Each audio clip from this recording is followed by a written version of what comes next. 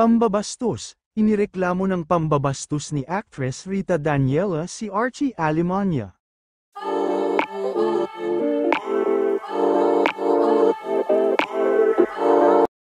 Ang kapuso star na si Rita Daniela, nagsampa ng reklamo ng kalaswan laban sa aktor na si Archie Alemania.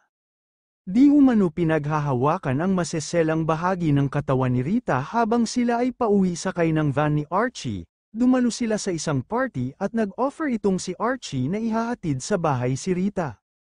Ayaw daw sana ni Rita ngunit bilang kuya at malapit na katrabaho ay sumama na lamang siya.